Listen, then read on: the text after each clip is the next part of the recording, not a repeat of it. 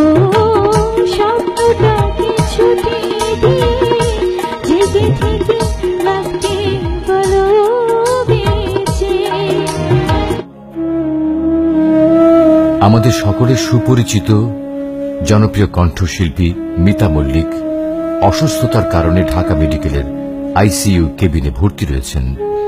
তার সুস্থতার জন্য 40 লাখ টাকার প্রয়োজন। একজন শিল্পীকে বাঁচাতে এগিয়ে আসুন।